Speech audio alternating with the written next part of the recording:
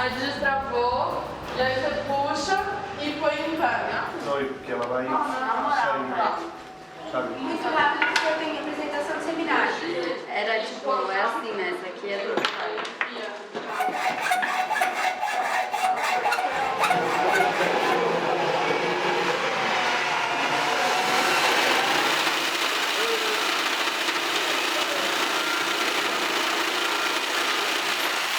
Paralisadora elétrica.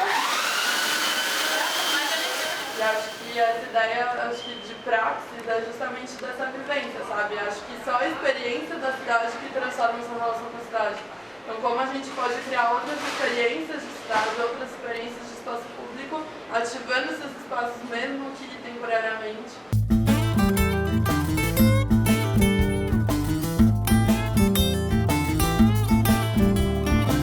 Muda nasceu dessa vontade de transformar o ensino de arquitetura, principalmente, a maneira como a gente se relaciona com a cidade. Nasce também de uma vontade de transformação das relações urbanas e de como lidar com a vida urbana de outras maneiras, de outros aspectos. Tentar fazer com que as pessoas reflitam sobre aquele espaço e imaginem outras possibilidades de vivência e de relação com aquele lugar.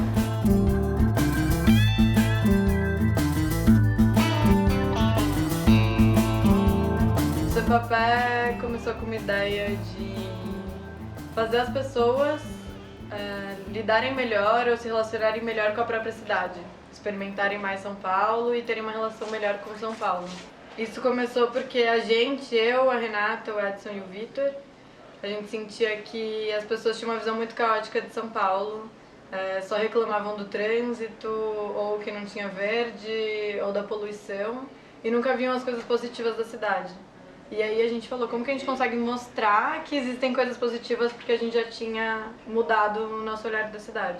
A gente tem que roteirizar todo o caminho e fazer muita pesquisa. Normalmente a maioria andando mesmo no lugar, porque as melhores histórias não estão na internet. Isso que é legal, as melhores histórias é realmente perguntando assim na rua, conversando com as pessoas mais antigas do bairro.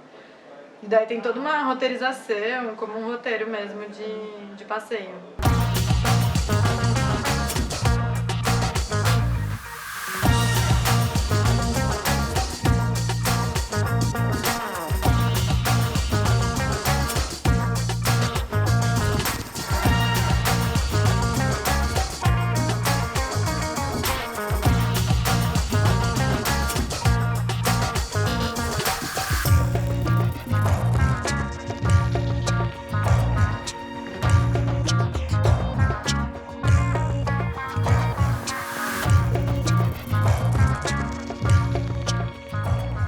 Olhar a cidade de um outro modo, assim, eu acho que é um trabalho super importante hoje, assim, né?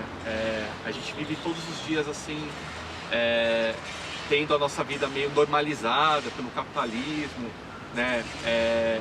A nossa vida é sempre essa coisa de acordar, sair, trabalhar, pegar um trânsito imenso para chegar no trabalho, depois voltar, né? Essa coisa de que a cidade às vezes trata as pessoas como um robô, assim.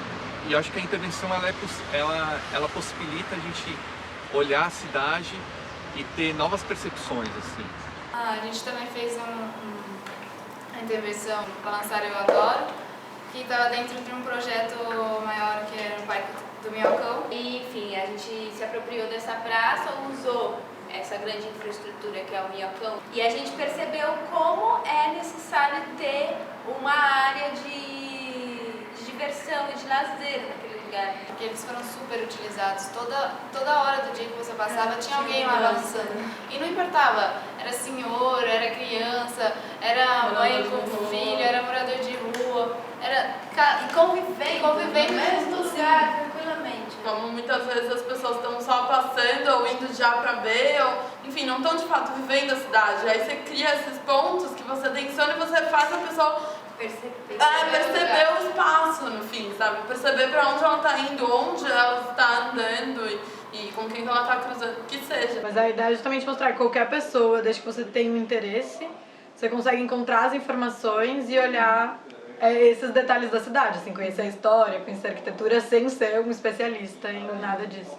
Então a gente está começando a querer fazer mapas culturais desses lugares que a gente passa, informando todos os lugares e distribuir, assim, realmente, tipo, impresso ou na internet, para quem não foi ainda passear com a gente, conseguir também ir mudando o olhar sobre o lugar que passa.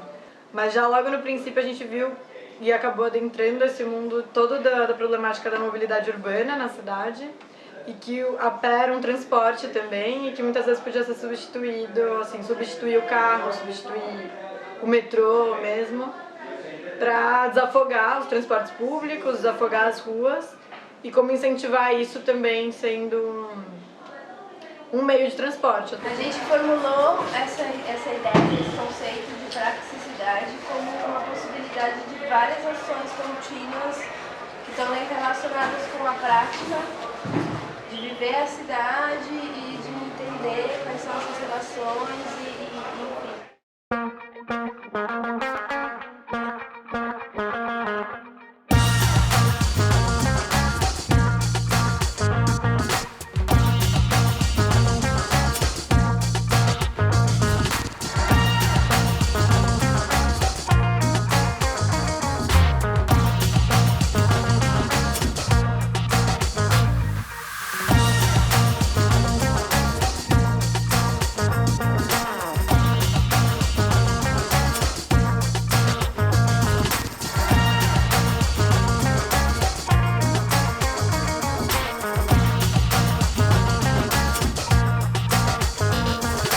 São Paulo é uma cidade muito doida, né?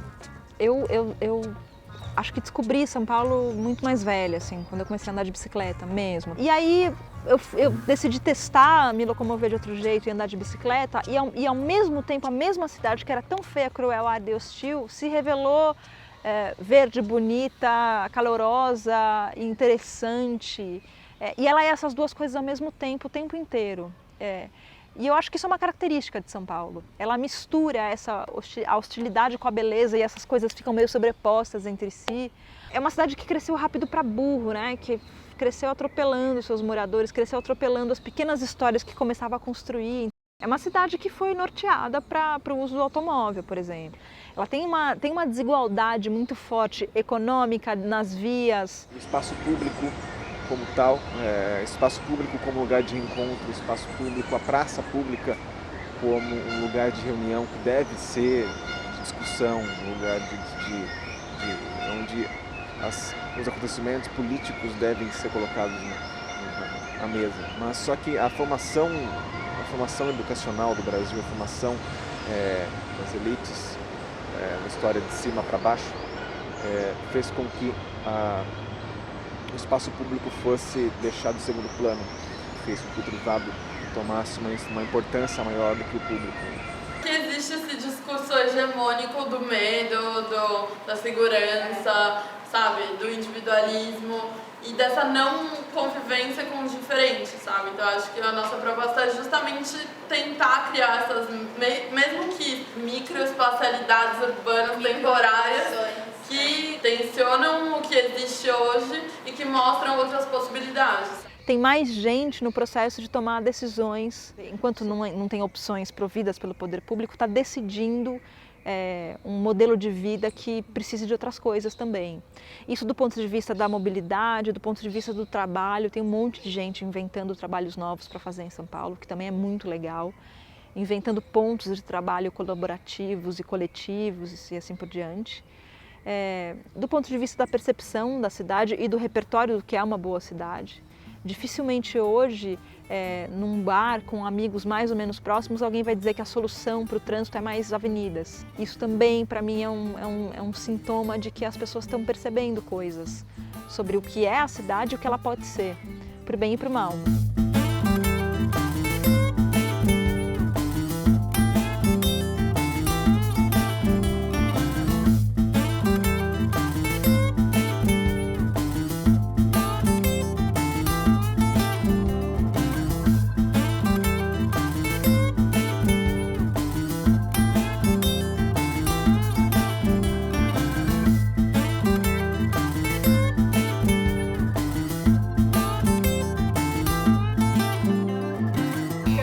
Coisa de você zelar pelo espaço, porque quando ele é só de passagem, que você nem passa a pé, não é do seu uso, você não tá nem aí como que tá cuidado, onde que o lixo tá jogado, se ele tá no meio do caminho de quem vai passar ou não, se a árvore cai ou não, se faz sombra. E acho que isso, assim, né, ter sei lá, que a gente fala, se empoderar um pouco mais da cidade e ver que você pode fazer alguma mudança, assim. E produzir o espaço é isso também, né?